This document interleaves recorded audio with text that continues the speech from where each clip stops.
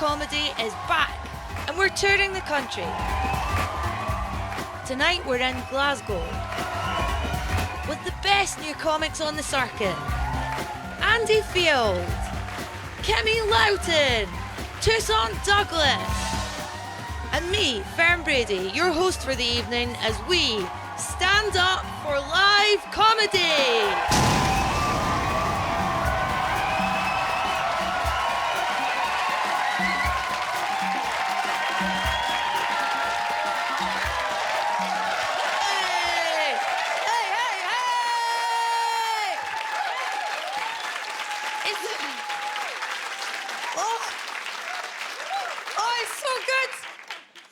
To be back on stage. It's good not to be wearing elasticated clothing anymore. Hello. They wanted me to do local references, but I'm not from Glasgow, and I'm jealous of that because Glaswegians have this really long history of comedy and jokes about you. I'm from a town called Bathgate. It's a very nothing town. And when I was trying to write jokes about Bathgate for this, I found a video on YouTube called Things to Do in Bathgate. The video was 1 minute, 7 seconds long. One of the things to do, in fact, the only thing to do, was join the army and therefore leave Bathgate. I have a very specific type of audience, you see, and I can pick you out by looking at you, right? It's always women who look at me and see a kindred spirit, and when I look at their Facebook posts, because I always look at your posts online, yous have always posted something like, "Wish I had the strength to hurt myself tonight." It's always women like that, or men who, when I look at their profile pictures, always seem to be shyly holding their pet snake up to the camera. That's my audience, and I like it. And I'd started getting people sliding into my Instagram DMs, which I felt was a sign of success. You get really weird messages when people have seen you on stuff. And women are really polite on social media. I find women are almost too polite because they always open with the same thing. It's always something like, "Hey, hope I'm not being creepy, but..." And men never open this way and are almost always creepy. It's always something like, "I want to be your slave and suck on your tits and call you mum." And then women are like, "Hey, hope I'm not being creepy. Where did you get your shoes from that you wore at the gig?" I'm sorry. I got a message last Thursday. It was a lovely morning. I was eating my toast. I went on Instagram. I went into the secret hidden messages bit, and I had a message for a random man that said, "Hey, just watched you on the BBC. Why don't you get your nipples out more? I'm sure they are both lovely." That's where you're wrong, pal. One is lovely, the other one is outstanding. And I looked at the account. It wasn't like an anonymous egg. It was a hang gliding business in the Peak District. Oh, my God.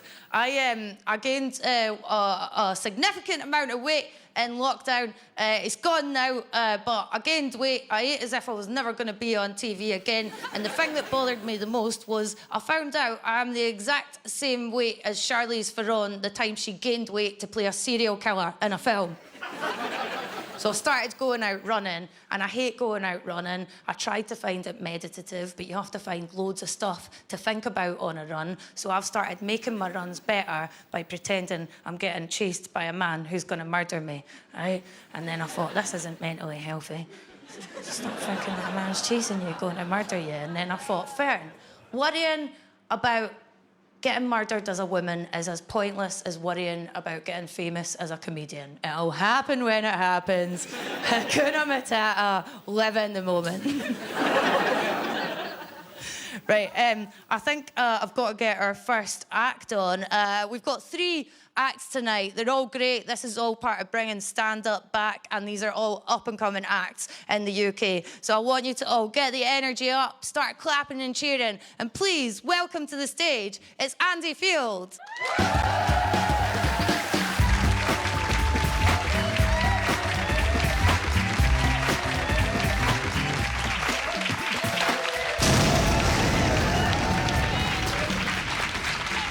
Hello.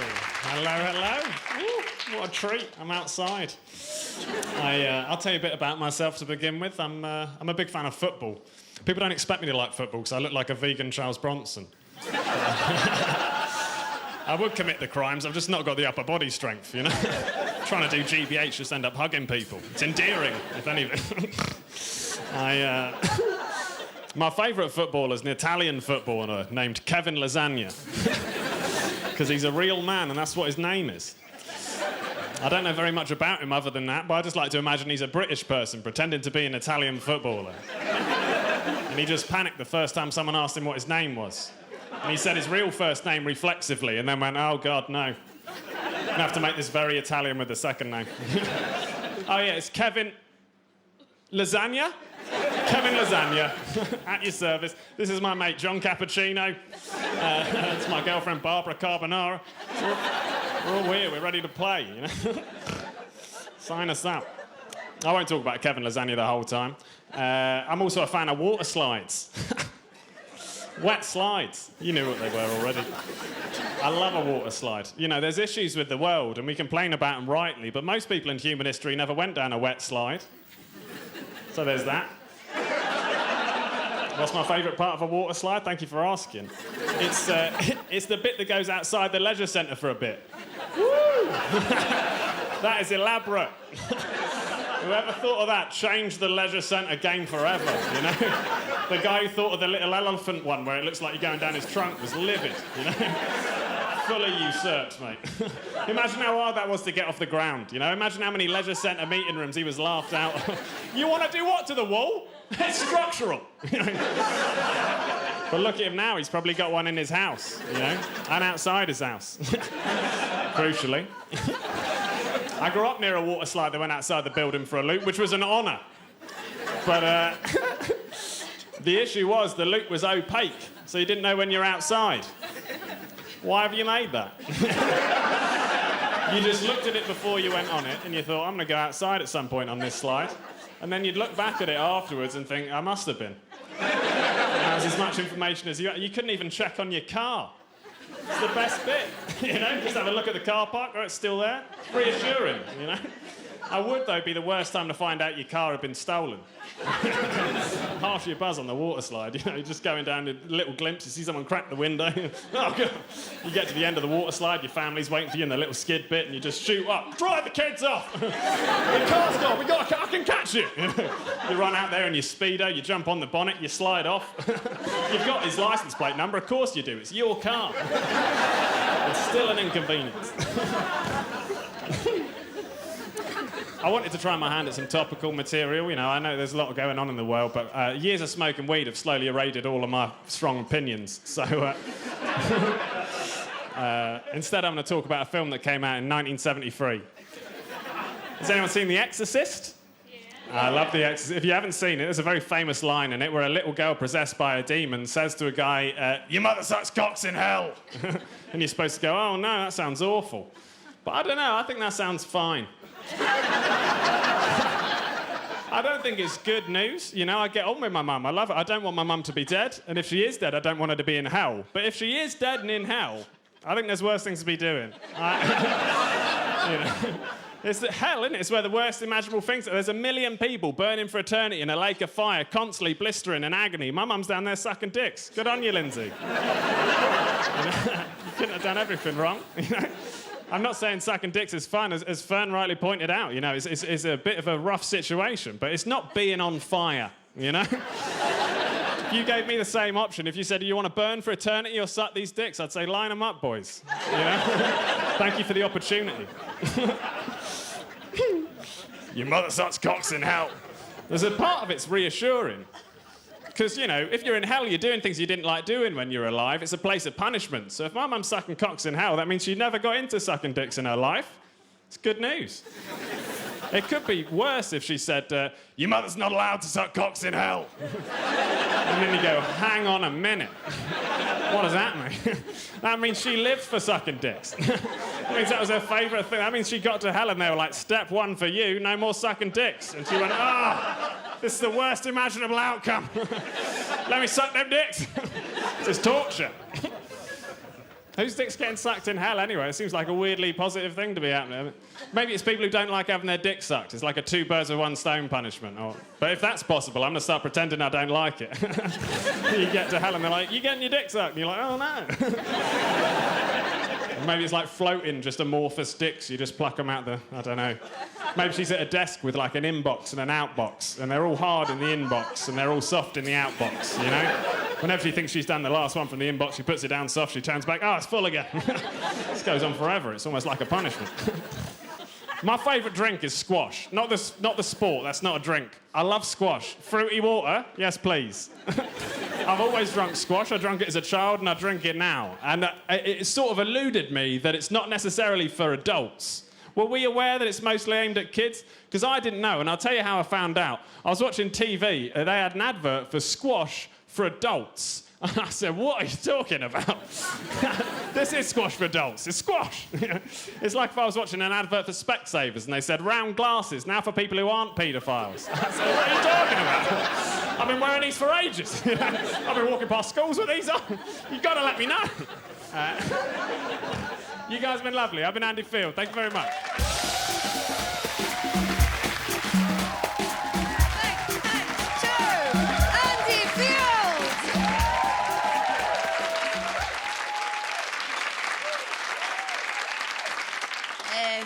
It's really mental how many times I've had to be like, and you walk off this side of the stage.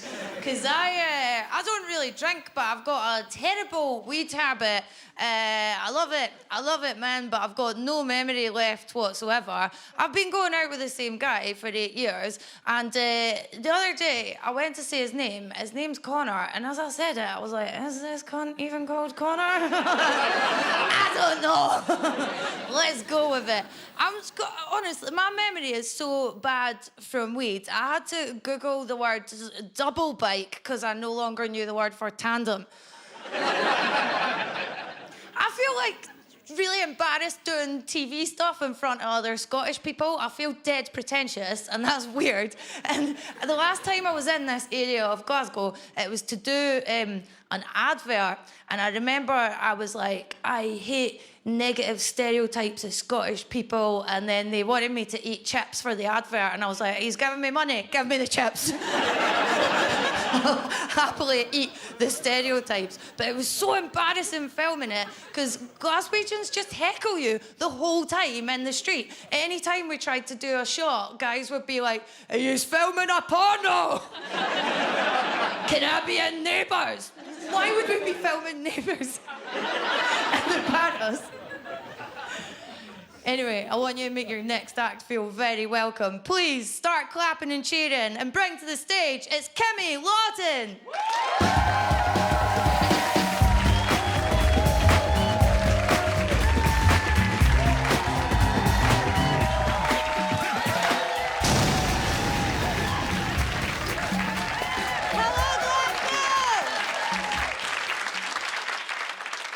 Glasgow, are we good?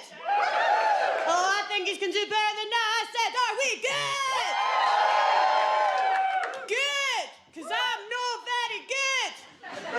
Thank you for your concern. I got dissed pretty hard by a 5-year-old the other day. I'm still feeling pretty fragile about it. So I need somebody to tell me I'm pretty. Thanks, Dad. No, I should explain that I do know this 5-year-old. I wasn't just randomly accosted in the streets. For once. She's actually my goddaughter, which means my best friend ruined my life by having a baby. And then went, see you when I die. She's yours. Nice, right? And what you need to know about my goddaughter is she's an only child, so I bully her. Because she needs to learn that she's just no that special. Right? It's just harmless fun, right? Really, it's about the patter, it's about the banter, it's about the back and forth. Otherwise, the playground's going to be a difficult place. Am I right? I know I am. Thank you. It is. I just tell her really harmless stuff, like what my sister used to tell me when I was wee. Just tell her things like nobody loves her. And that she was found in a cabbage patch. You know, those old chestnuts, right? My favourite thing to do, actually, is I really like to convince her of stuff because she thinks I'm really cool and she believes everything that I say and she's 100% correct, right? So I full-on convinced her that her wrist is her ankle and her ankle is her wrist. And when she falls over, it's just so much good fun. Do it to all small children that you know. But this incident happened the other day, right? We just set up a wee game of Cluedo, and she got all excited and she ran in and she was like, who's the baddie? Who's the baddie? Who's the baddie? Who's the baddie? Who's the baddie? So I went, you're the baddie. And she went, no. You're the baddie.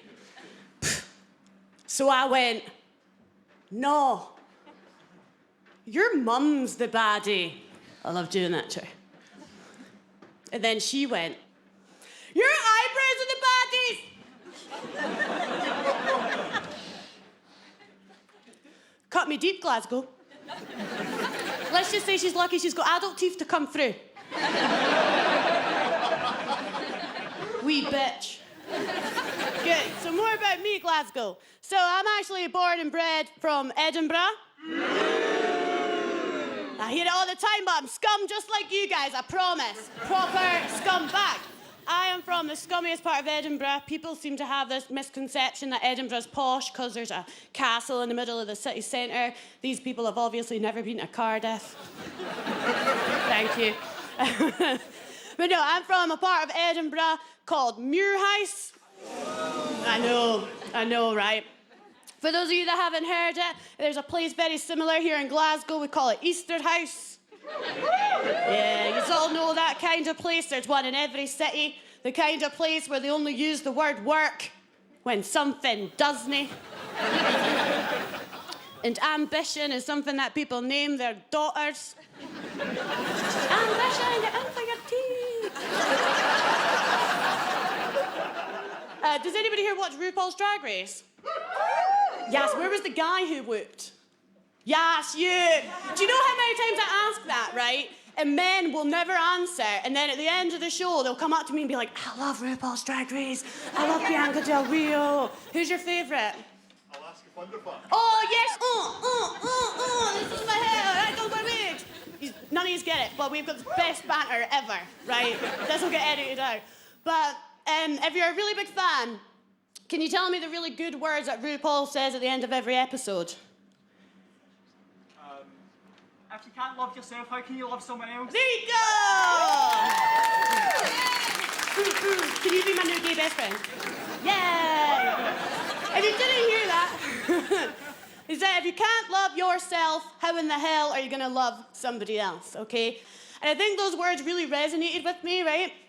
Because I think I constantly was like, oh my God, I can't be good because of where I'm from. And there was all these there was such a stigmatism. No, that's an eye problem. Such a stigma about being where I was from, and we were constantly told we were never going to amount to anything, and we just kind of became people who would just settle for the least things in work, and I just work in retail, and my life is shite, and I just overthought it, and then I just had a wank. And I felt so much better. Because you got to love yourself. Guys, I'm just going to leave you on some final words, right? I just, listen to that saying, if you can't love yourself, how in the hell are you going to love somebody else? And just always remember, it doesn't matter where you're from or what school you went to or what job you do. See, at the end of the day, right, my goddaughter is a little bitch. Thank you, guys. I'm in Kinderland. Have a good night. Cheers!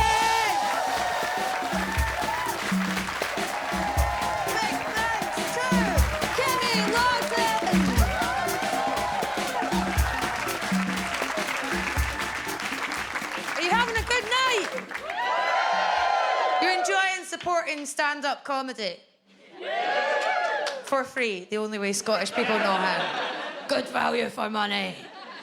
I want you to welcome another act to the stage. Please start clapping and cheering. It's the amazing Tucson Douglas.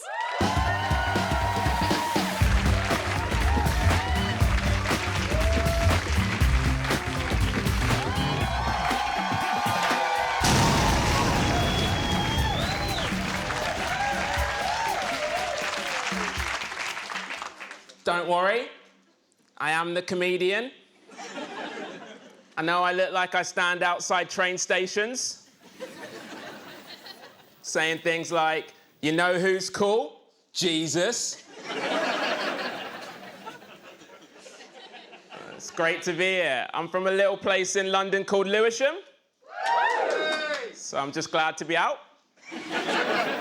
It's got a bit of reputation, Lewisham. I once saw a pigeon carrying a knife. A lot of you are looking at me like that's ridiculous. But you weren't on ketamine. Let's just get to know each other a little bit. What's your name, madam? Nadia, you seem really lovely, Nadia, like genuinely really lovely. Like, I'm just gonna ask you a couple quick questions, just say the first thing that comes to mind. Don't think about it, Nadia, just the first thing that comes to mind, okay, Nadia? Great, first question. Sweet or savory? Sweet. Same.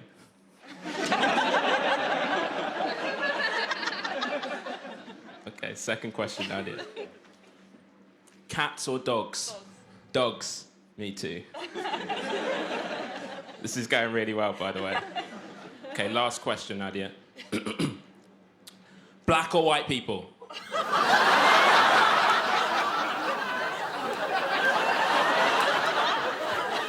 Black or white people, Nadia? Don't think about it. Just the first thing that comes to mind.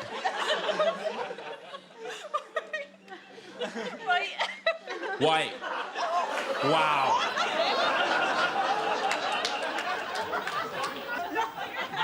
Let me get this straight, Nadia.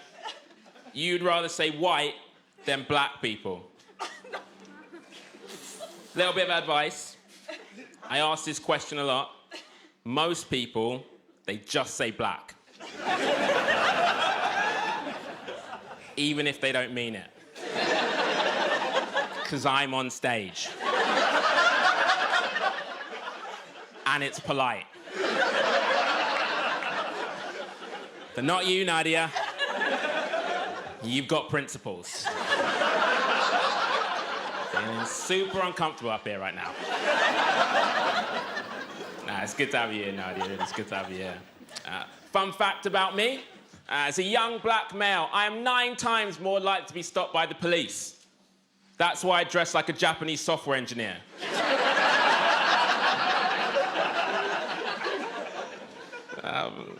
I've been thinking a lot about my childhood recently. Like, they used to call me Fathead. Fathead. You've got to hand it to him. It's a devastatingly effective insult. Have you ever tried to lose head fat? There's no diet for your head. I tried exercising my head. It just looked like I was agreeing with them. My mum was adamant we should have aspirations growing up. No hoodies for me, too street. For my 14th birthday, she got me a briefcase. Do you know what's more suspicious than a 14-year-old black kid in a hoodie? I'll tell you. It's a 14-year-old me selling weed out of a briefcase. I always felt like the odd one out growing up. Like, lunchtimes were the worst. One year, everyone had cheese strings. If you didn't have cheese strings, you weren't cool. I told my mum this. She was like, don't worry, baby. I'll do one better. I thought, great, 2 cheese strings. Next day, lunchtime. I open my lunchbox. She's gone and put cheese and crackers in there. Like I'm going to a dinner party. And not a school described by Ofsted as consistently failing. Have you ever tried to eat brie like it's a cheese string? Because I have. It doesn't peel.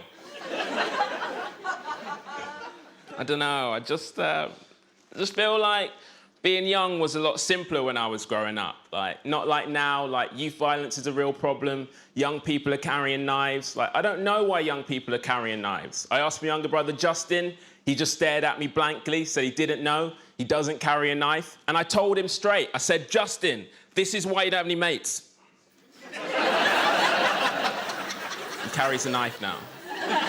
My mum hates that joke. She said, it's not funny joking about your dead brother like that. Look, Glasgow. I think we can all agree it's hard to make knife crime funny. But I gave it a stab.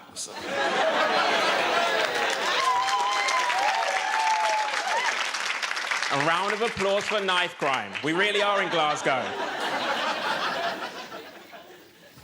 I feel very fortunate to have my family. Like, they did everything they could to give me the best possible start in life.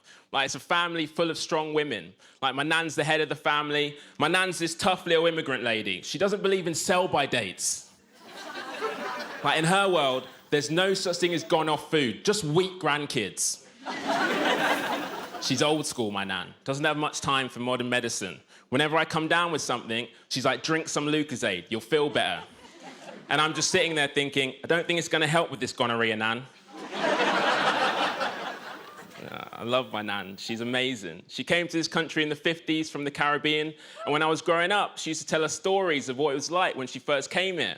And one of the stories that really stuck with me was when she was first looking for a place to live. There used to be signs in some windows saying, no blacks, no Irish, no dogs. And all 14-year-old me could think when she was saying this was, what did the dogs do? Because the people I can understand, they were economic migrants. They were after jobs. But how paranoid do you have to be to think a dog's after your job? Those dogs coming over here, not speaking the language. The big news this month is that I've moved in with my girlfriend. Thank you. We've been together for 3 years now, and it's going well. We're very different people, though. Like, I'm someone who loves life, and she's a vegan. A lot of sacrifices you have to make being with a vegan. Like, there's no longer milk in the fridge or joy. She's from a nice part of London called Dulwich. Lovely area, like worlds away from Lewisham. Like, when we first started going out, it felt less like a relationship and more like a cultural exchange. Like, before going out with her, I'd never had pine nuts in salad. Or salad. It's an interracial relationship. Or as my mum likes to call it, I no longer have a son.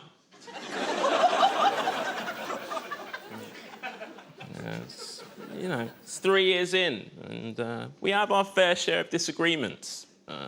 Like, she has a go at me for drinking cow's milk. She says it's barbaric. She only drinks almond milk, which is bollocks. You can't milk an almond. I've tried. You just end up kind of wanking it off, like you've got some kind of nut fetish. But when I tell her this, she just shuts me down, saying things like, it's 3 a.m. I'm trying to sleep. Are you on ketamine again? Yes, I am. I'm trying to milk an almond. Guys, I've been Tucson Douglas. You've been absolutely lovely. Enjoy the rest of your night. Thank you.